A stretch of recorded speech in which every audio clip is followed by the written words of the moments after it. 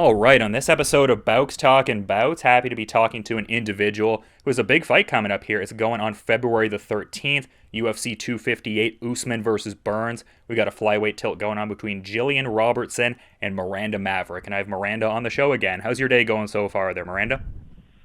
It's going pretty good. Busy as usual. Yeah. I mean, you got a lot on the go with the schooling and everything like that, but I also had seen just a few weeks after we last spoke, you got your BJJ Belt ranking upgraded there, so big congrats on that.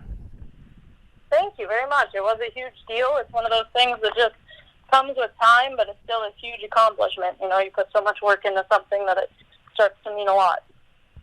Yeah, and it seemed like maybe you wanted to showcase that in your last performance, because I was checking out some interviews after your last fight, and I mean, I thought it was a very comprehensive performance in a lot of ways, but it seemed like you were wanting to maybe show off the, I guess, grappling acumen a little bit more, maybe some other facets of the game. Is that kind of champion mindset what just keeps you improving and everything like that? Because, like I said, I thought it was a pretty memorable debut, all things considered, but how would you characterize the Liana Jojua victory there? I definitely thought it was memorable, and I think I did a good job, but kind of like I said, it wasn't even about showing my jiu-jitsu off necessarily, but I wanted to show that I was well-rounded. I didn't want people to think I just had this one-dimensional thing, and a lot of people who watch don't know my history. They don't even know I'm a grappler. So I wanted to be able to kind of show against the cage, show on the ground, just show that I was more well-rounded than what I had gotten credit for.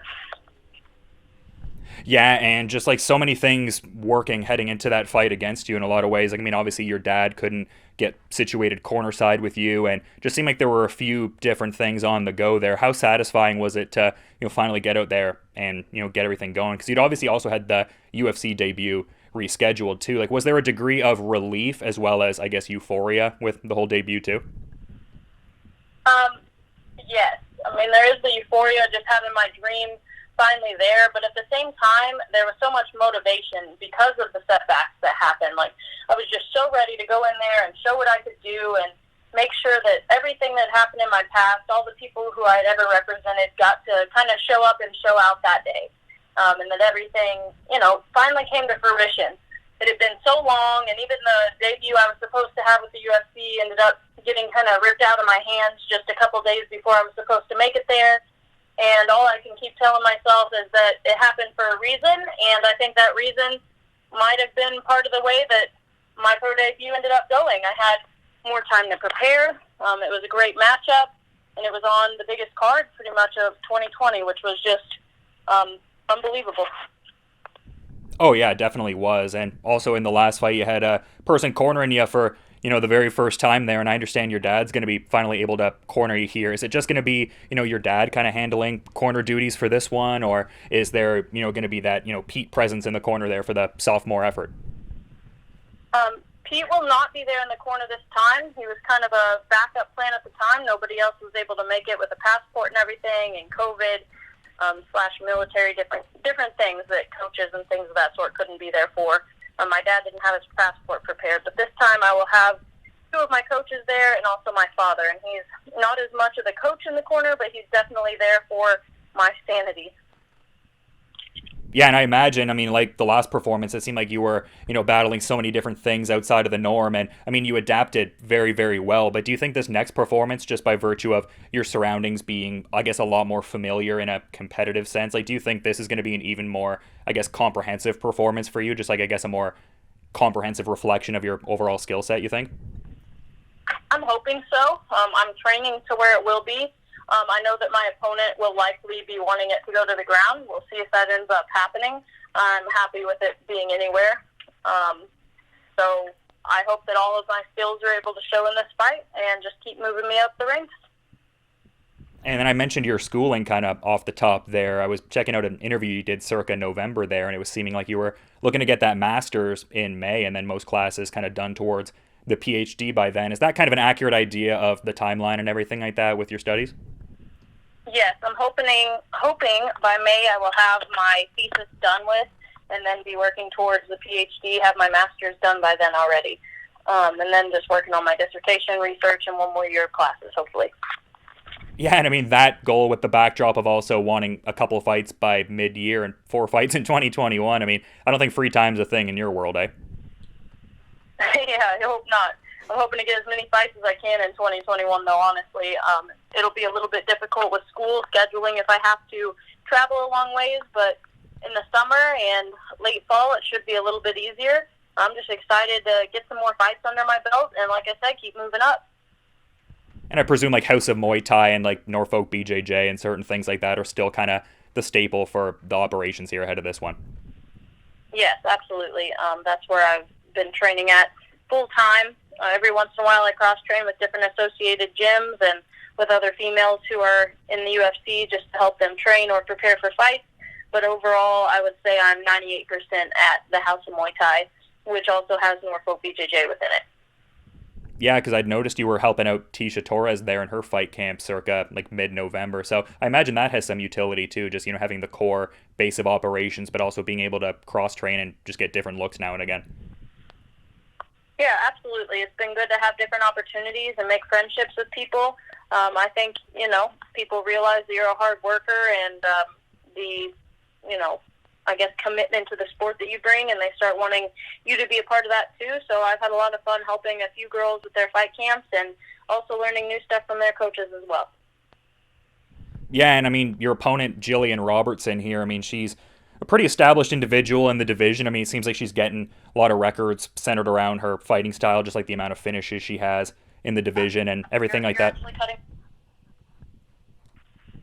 Oh, okay, sorry. I was just wondering about, I guess, your thoughts on your opponent's skill set here, because it seems like a really, action-ready kind of fight. Like, it seems like it has fight of the night potential written all over it. I hope so. I think that our skill sets are well matched together. I respect Jillian. I've met her before. Just seems like a really nice person. And we've even messaged before this fight, hoping to bring down the roof, have this be an amazing fight, get fight of the night bonus if we can. I think it'll be an exciting performance. Some striking, some takedowns, some grappling. Who knows? Yeah, and I'd also seen an interview you did for Anik and Florian where it seems like you have aspirations to fight Antonina Shevchenko and Caitlin Chikagian in the near future. And obviously not overlooking Gillian Robertson, but just entertaining the hypothetical you get the ideal outcome here. Is that the kind of win that would jettison you towards those ideal matchups that you outlined there, you think? I hope so. I've called out a couple girls, the whole Caitlin Chikagian, which is kind of pie in the sky right now, but I'm hoping, like the Rocky movie, she'll give me a chance as she gets ready to retire to let this young up-and-comer make her stake in the world. So I'm hoping I get that fight, but there's also Antonina Shevchenko that I'd be interested in fighting as well. I think those are two good matchups for me and also really exciting ones that would not only help me move up the ranks, but get a lot of fan attention as well. Yeah, and the fan attention seems palpable at this point. Like, I'd seen there was a highlight video that was put together of you on Twitter, and you kind of retweeted it, and you were like, oh, this had me in tears. Like, this was really well put together. Like, how important is that to have that kind of support, and just, like, what does that mean to you to, have people reaching out in that kind of regard, and I guess just being inspired by your efforts there? It's really exciting to have different sponsors and people supporting me that would be willing to make videos like that or even do these interviews and things. I think it helps my exposure grow a lot and also just kind of inspires me to inspire others, I guess you'd say.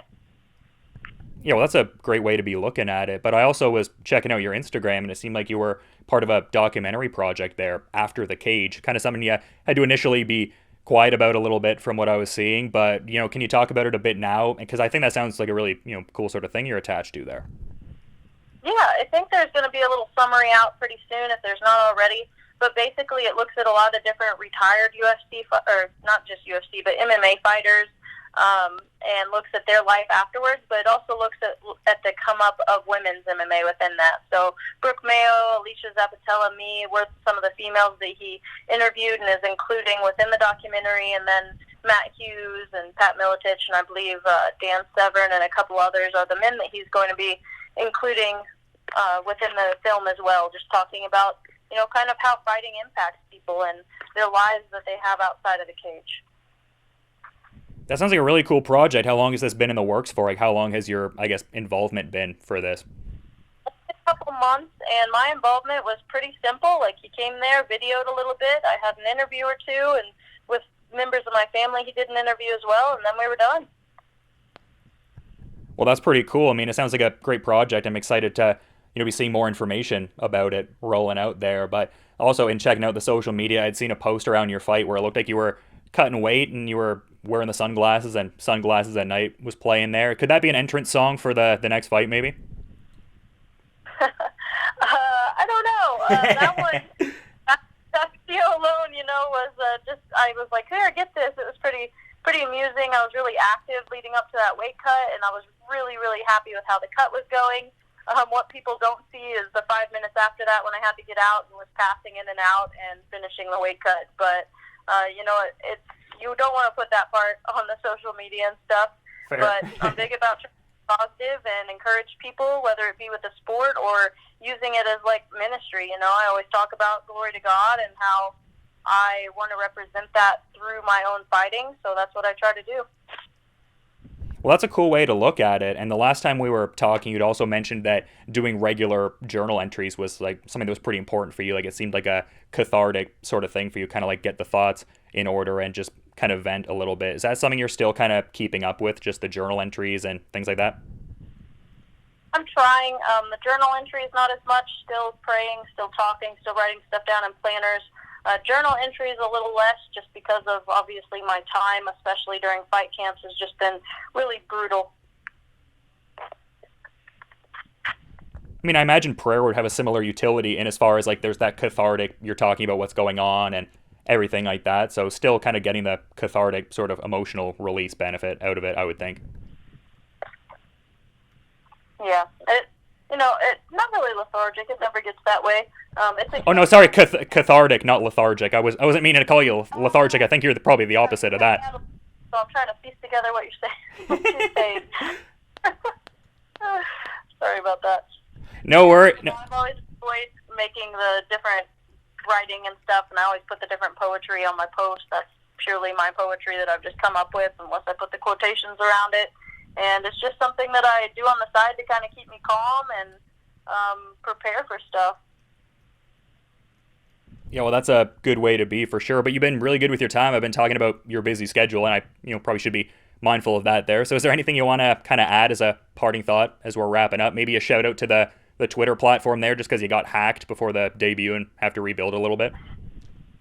Yeah, if everybody wouldn't mind, go follow me on Twitter. It's just @Miranda Maverick. Pretty easy to find me. You could also just type in my name, I believe. But it did get hacked right before my last UFC fight, so I don't have that many followers on it yet. I did have 15,000, I believe, before it got, hacked. So if everybody minds, please go follow me. Ask other people to follow me. And then my Instagram is also @FearTheMaverick _HOMT. You can also just type in my name anywhere and pretty much find me on every social media platform: Facebook, Twitter, Instagram. Just keep up. I'll have fight announcements and also just updates on my fight camp as we go. Definitely good to follow along with and, build up the followers back again on the Twitter. But I think attention's going to be building up even more for this one heading into UFC 258. People can check out this high-stakes flyweight bout on February the 13th when Gillian Robertson and Miranda Maverick get locked in that cage. Thanks, as always, for the time and insights, Miranda, and just best of luck with the remaining part of the preparations heading into this fight, and just have a good rest of your day, too. Thank you. I appreciate it. You as well.